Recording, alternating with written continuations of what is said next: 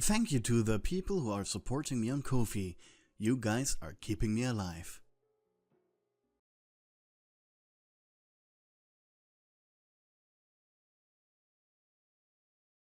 The clouds above the pizzaplex looked threatening. The wind whipping over the full parking lot. Seemed like a lot of people had the same idea you had.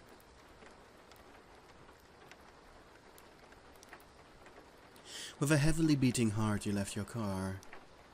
There had been a storm warning going around town, and the extent of it only became clear over the past few hours. A brutal monsoon-esque thunderstorm would be engulfing the entire city for a total of 3 days, and potentially cause a flood.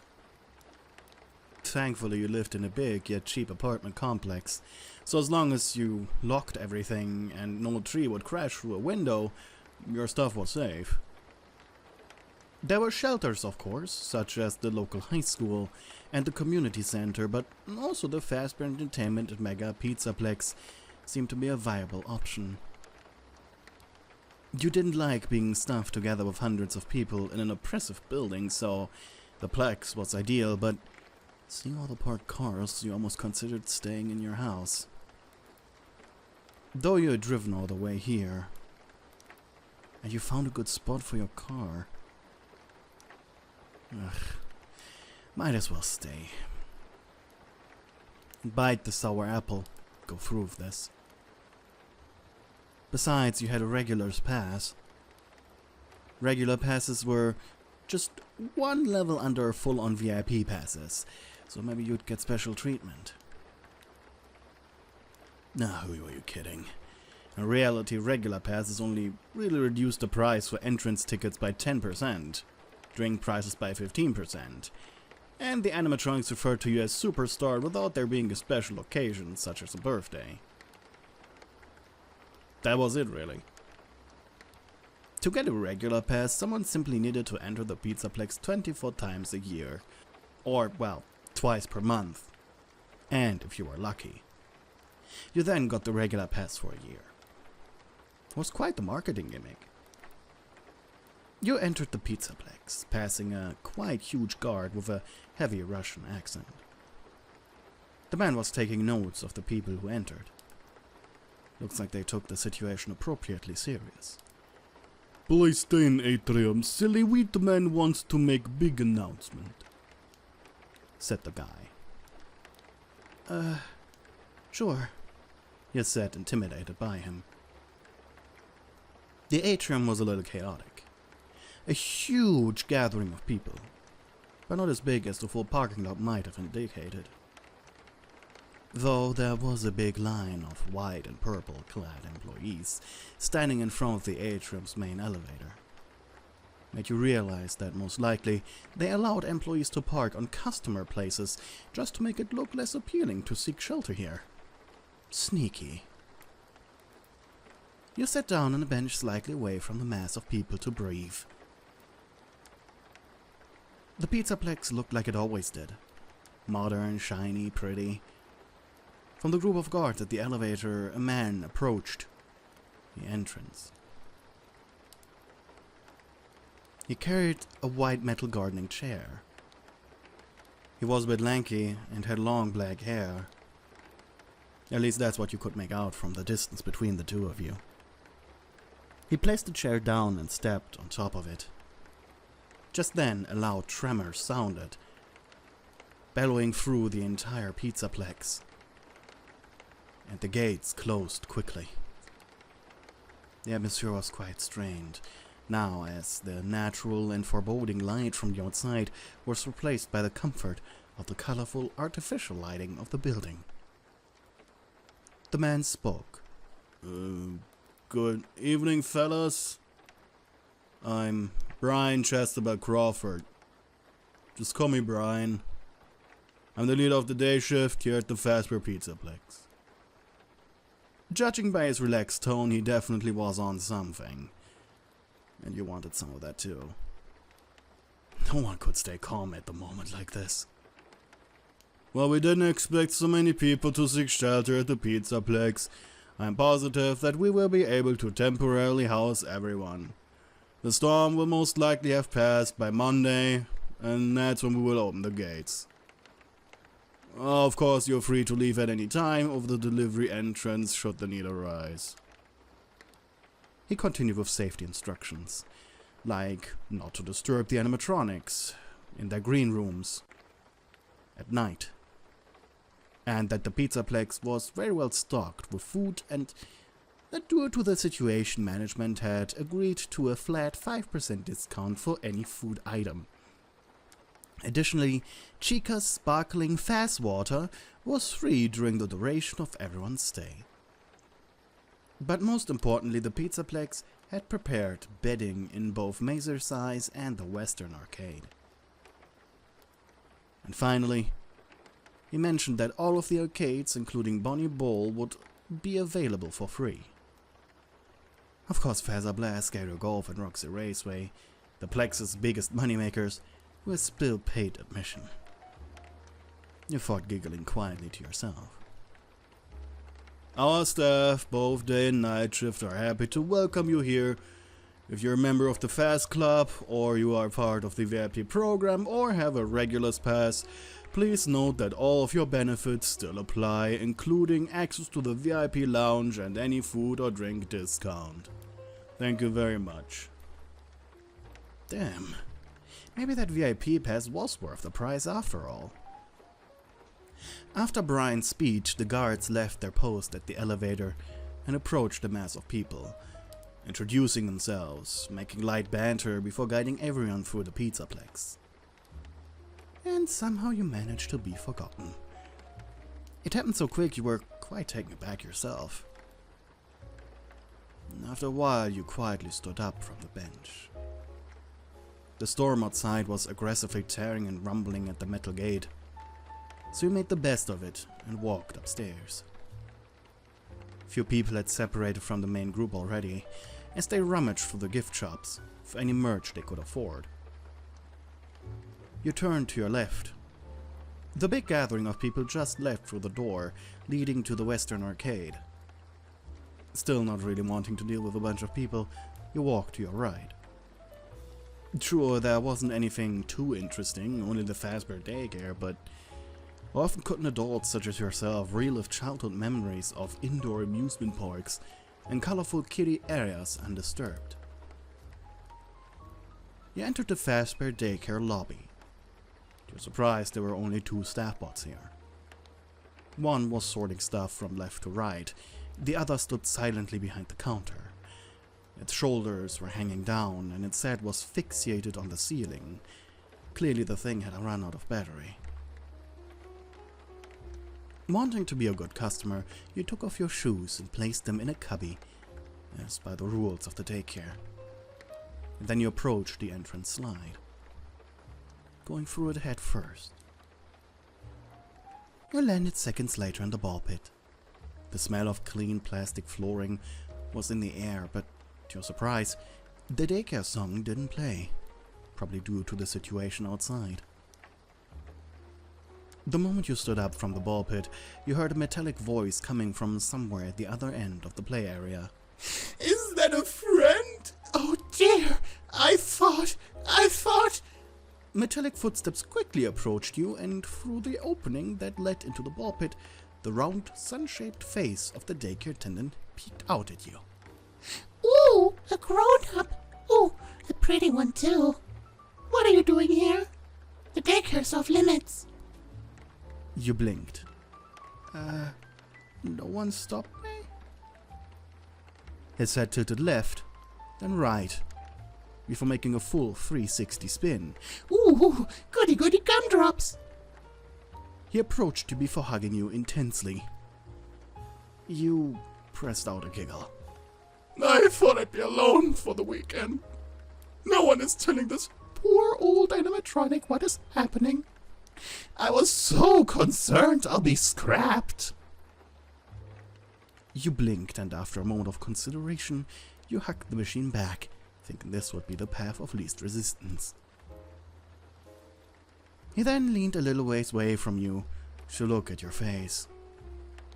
The machine's eyes blinked twice before turning blue.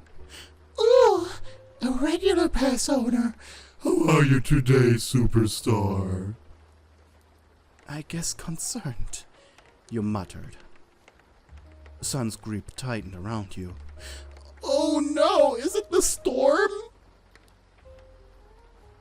Yeah, it's the storm. He took a step away from you, first crossing his arms, thinking before rubbing over his face. My program suggests that we draw therapeutic finger paint images. You exhaled. I guess I could give that a try. It was your fault you went into the daycare. Might as well do it. Thought so, I guess. Wait, you agreed? You nodded in response. Overjoyed, Sun clapped his metallic hands before cartwheeling out of the ball pit area, falling right into the finger paint. Falling right to the finger paints. Golly, superstar, I'm not prepared for visitors, so there aren't a lot of paints ready. I do have a lot of red, I have a lot of blue, I have some black. Ooh, is that white? Ooh, nice. It's okay, I don't need that much. There was paper and, of course, the handful of finger paints. And after a while of you and him enjoying the childhood activity, the daycare attendant spoke up, tilting his head. Why are you here, superstar? What do you mean? The spikes on his head wiggled excitedly. I mean, why are you here? In my daycare. I don't want to be rude, but I believe the instructions were for the storm refugees to stay in the arcade? It sounded more like a question, if anything. Almost like he wasn't believing the word he was saying. I don't like people. As in people. Big groups and all. So, when everyone immediately marched off after the guards into the Western Arcade, I just walked the opposite way. Ooh, heavy topic. Did I ruin the mood? You sighed, and the robot shook his head. I'm just glad I can be a source of comfort for you. You exhaled through your mouth. Okay. So, why is the daycare off limits? Sun awkwardly huddled back. It's Moon. Moon is scared of thunder and lightning. And should there be a true blackout, he would definitely start getting fuzzy. Ugh. Don't look at me like that. It's not me who gets fuzzy. As long as there's light, I can protect you. Sun then raised a finger before rubbing it under his chin, realizing the same thing you were thinking. Sounds quite foreshadowing. I thought that too. Oh no! I just created a self-fulfilling proof! And just like that, the ceiling lights began to flicker before turning off entirely. The entire daycare was left pitch black. You couldn't even see the hand in front of your eyes. You squeaked and fell off the small plastic chair you had been sitting on. Meanwhile, the animatronic was wiggling on the ground, making strained metallic shouts as he tried to stay in his sun form. However, seconds later, the squeaky sun voice was replaced by a raspy hiss. Beware, I live, muttered Moon. Like a spider, he crawled on the tabletop. Oh, a guest. What are you doing here, superstar? Don't you know it's past your bedtime? I'm an adult, you said, slightly intimidated. You heard rumors of the daycare attendant's night mode and that he could be a little much. The robot reached for you. Nap time is absolute and... Once again, the machine was interrupted by the weather. This time, a violent, thunderous noise echoed from the roof, and the robot squeaked, immediately hiding beneath the table. You snorted, barely able to contain your laughter. That isn't funny. He cried. Not so threatening anymore, wasn't he? Rain makes me rusty. I'm made of metal. If I'm rusty, I can't move. Worst of all, I'm practically a dancing, prancing lightning rod. Please protect me, superstar. I promise I won't make you do nap time. His change in demeanor was very comedic to you. Carefully you felt your way around, with your outstretched arm into the darkness behind you. You sat down, and the robot stared at you like a frightened cat. What now? He hissed. Well, Sun was quite kind to me, and I would feel bad not returning the favor. I'm not Sun. He muttered angrily. Oh, you know. But you both are the daycare attendant, and you both are guardians of the daycare. If the robot could puff up his cheeks in anger, he would. What is your game, superstar? Just hug me already, you grunted. The robot's moon face made a 360 turn before going upside down. I don't think that's a good idea. You sighed and just lied back down on the soft rubber ground. Your arms and legs spread out. And the robot made a curious sound. See what I'm doing? I'm offering myself to you to fulfill a nap time in return for a hug. Yeah. That didn't sound convincing at all. Yet still his eyes widened, and the exoskeleton beneath his grinning face shattered with his teeth. That you are, superstar. That you are. The robot fell back into thought, and after another lightning struck, immediately the machine squeaked like a rubber chicken being drowned into the sink. Moon crawled over to you before falling sideways onto your arms. Moon crawled over to you before falling sideways under your arm. Good boy, you whispered. I'm only doing this because I want to be a good host. He deflected. Uh-huh. I mean it, I am. I'm not some goofy boy. I'm a mean one. Of course you are. You cuddled up behind the robot. Even though he was cold, steel, and plastic, it was something like comforting. Though you could tell if you stayed like this for more than 2 hours, you would definitely get back pains from it. Thank you, superstar. He admitted reluctantly after a while, but you didn't respond. His right eye flickered with excitement as he slowly lifted his head, turning it around to look at you. You had your eyes closed. Honestly, you weren't sleeping yet.